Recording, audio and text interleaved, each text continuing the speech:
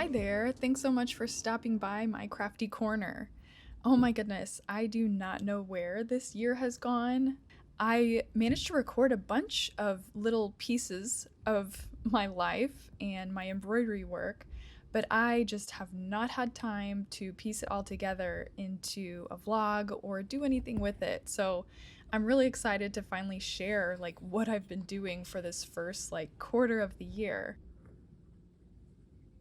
As you can see, I started this year with a batch of embroidered necklaces. I wanted this batch to be Valentine inspired and not super Valentine-y. So I chose two different fabric colors that I thought kind of embodied the season. I really like how they turned out. It was really refreshing to work with new fabric colors. These are from my sister's scrap stash.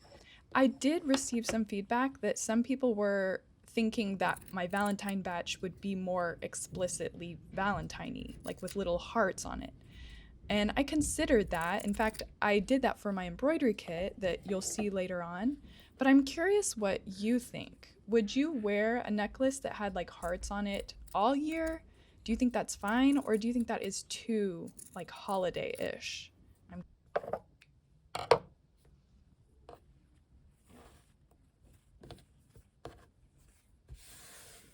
I'm a little bummed because I have no idea where the footage is of me completing these necklaces. I even had a second color that I used for the first time.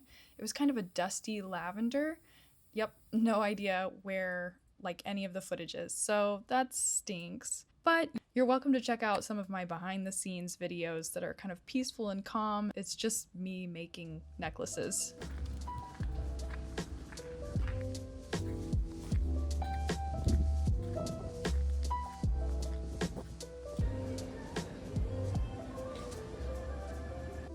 So we've come to the kit creation portion of this video, and if you don't know, I sell tiny embroidery kits on my Etsy. They are my pride and joy, but they also are a huge labor of love.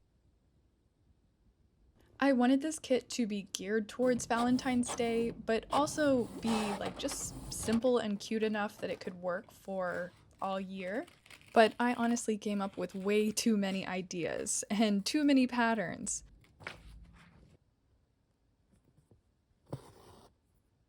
Most of my kits come with 3 patterns in them so that you can make 3 different projects. I really like that about them because I think there's something really fun about making multiples of these miniature embroideries. Plus, if you have more than just one, that makes you want to kind of gift it away. And I think there's just so much joy in giving something that you've created to another person. So I wanted to get these just right, but of course I needed to stitch every single one at least once to see if I even liked the pattern. And then if I did like it, there's so much tweaking and reiteration that goes into it. I just really create a whole mess for myself.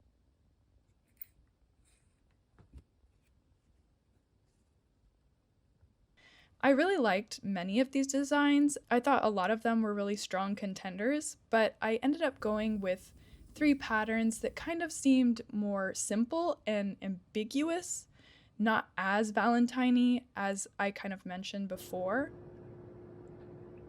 So I went ahead and I dissolved all the stickers off of them. That's the pattern that you just stick onto the fabric, and then as you can see, it just dissolves away.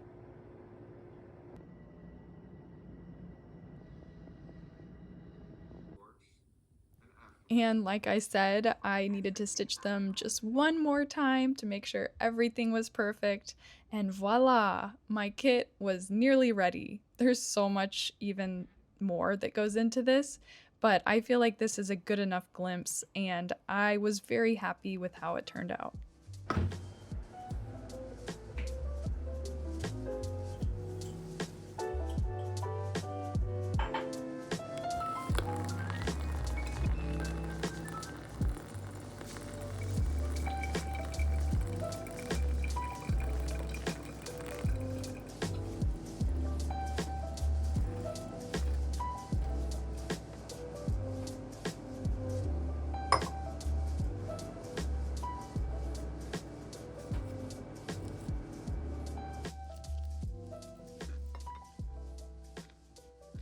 If it isn't obvious to you yet, we are nearing Valentine's Day in this video.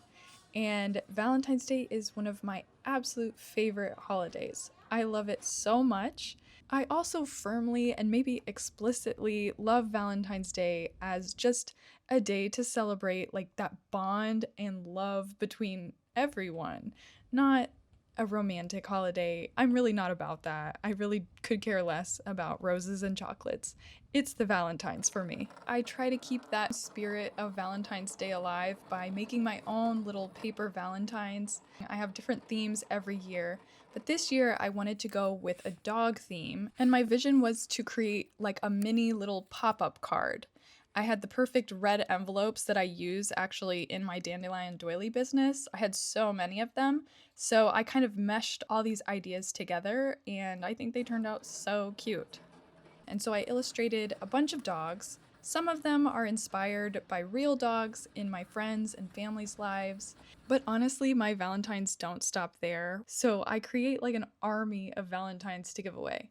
Plus, I just really like to give it to anyone who serendipitously crossed my path on Valentine's Day. I've given it to mailmen, I've given it to Chick-fil-A workers, I've given it to grocery people. I just really love getting to brighten someone's day with a little piece of my art. And I've tried to think about this a little bit deeper, and I hope that it's not coming from like my ego and like wanting to make something impressive. I think my Valentines are pretty impressive, but I think just giving someone something to be like, I see you and I hope you're having a good day, just like a card in the mail. Like, I don't think that's an ego play. I think that is just caring and loving people, especially in a crafty way as a crafty person. So, I don't know. I'm an overthinker, overanalyzer, always trying to get to the root of things. But the root of this is that I love Valentine's Day, and it makes me so happy to be able to make these.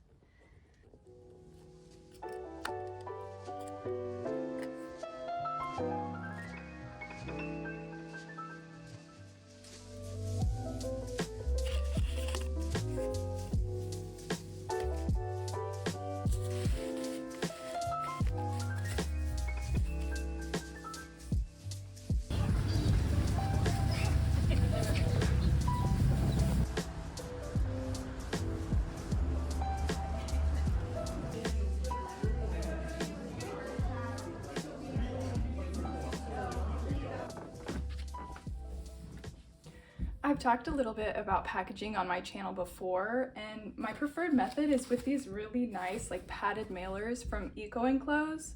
Of course, I like them because they're very sustainable and more eco-friendly, but the other thing I like about them is that they're pretty plain, so I can add my own branding. Up until now, I've used like a 3-inch stamp, and that has worked really well. This is an example of what it looks like, but recently my hands and my wrists have been kind of aching, which makes me really nervous, of course, since I'm making miniature embroidery. But it does take a lot of force and effort to stamp every single package and stamp it well. And I just don't think it's really worth the effort and the strain on my hands to add this little bit of branding to my packaging, even though I really like this detail. This has been like one of my worst looking batches. So I was thinking, instead of doing that, like how is there a way that I can on the outside of my packaging show that it's from Dandelion Doily and show like that I'm grateful. I actually ordered some stickers, label paper from Online Labels that are pretty big, thinking that I would use them more for my embroidery kits, and I ended up not really using them very much. So I just have a lot of them. And I was thinking I could just add a sticker onto the outside of my packaging.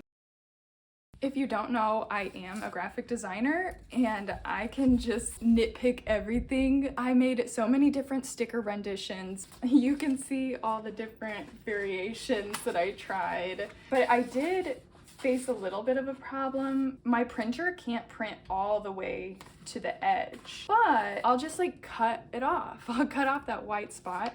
And if it's the same color as the packaging anyway, it kind of like blends in. and I don't think you'll be able to tell. It's also paper, and like this entire packaging is paper, so I still believe you can just like, you know, recycle this normally. That's kind of an update on my packaging. What do you think of this solution? This is so much easier.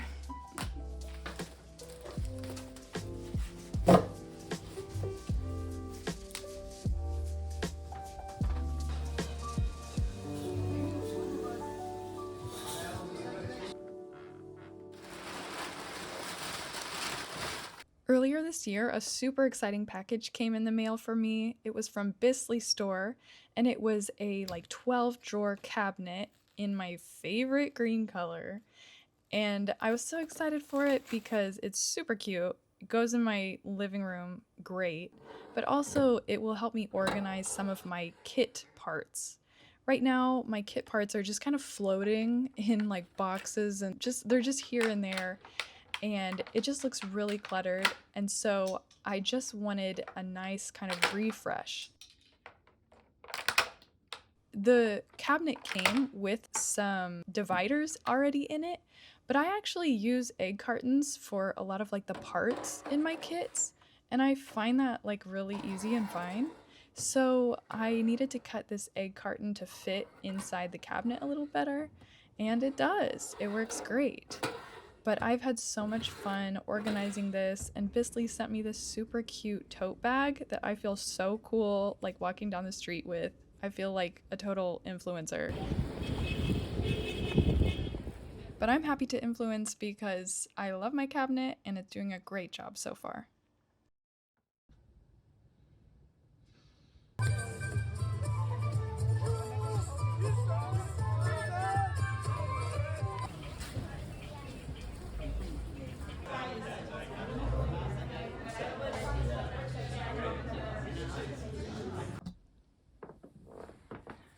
So, one thing you might not know about me is that I am obsessed with collies. I love collies. I think they're so beautiful. I had one growing up, just like Lassie. And so as an adult, I just have this like special place for collies in my heart. And I'm also a bit of like a knick-knack trinket collector. So I have a lot of collies. I just love looking at them. It brightens my day whenever I see one in real life.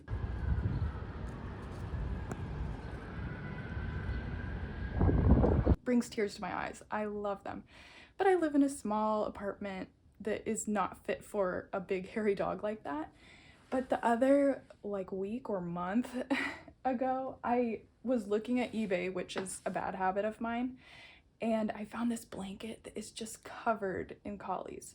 I also happen to really love like woven blankets with like images on them, especially vintage ones that are like made out of cotton and good quality. I love this one. And this one especially. It's also Scotland, which I don't hate that. I like that. But it's just covered in collies. Ugh. The blanket was in fine condition, but it needed some tender love and care. It needed to be washed. It was very pilly, which I was not expecting. I've just spent like the past hour like picking the pills off. It's also got a few snags here and there, which I mean, I'm gonna try to mend, but I just love these blankets. I have this collie one. I have a butterfly one that is like, it's tearing to shreds. It's not very mendable, and that's why I justified buying this one. I have tried to mend it over time. Like this area, I actually took embroidery floss and just like stitched whatever fabric or threads there were left, but it just keeps ripping. I thought about maybe like I could just put an entire new flannel or like cloth on this side, because this side is perfectly fine. And I also have one that is of my hometown that is also becoming tattered, but it's so precious, so I just don't use it and I just keep it. And you can see I kind of tried to mend it a little bit. I just am not sure how to fix this sad, scraggly like corner. So if you have any suggestions, I'm open to hearing them. But I'm excited about this blanket. I like the colors. It brings me joy. I'm hoping that I can kind of restore it to a better state and still use it. I want it to be usable. So come with me on this journey of restoring my collie blanket.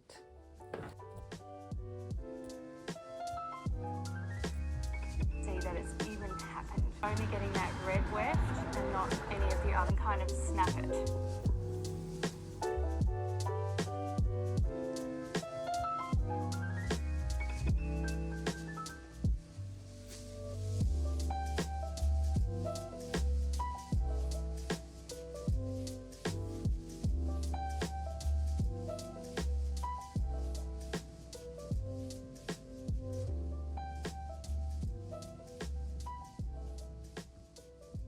So I've taken care of like 2 other smaller snags, and that method with the needle and just like pulling is working really well.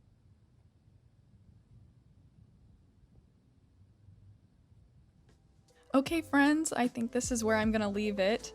I was able to mend my blanket and it's kept me cozy for this first quarter of the year, but luckily it's finally turning into spring, and so I don't really need to bundle up anymore.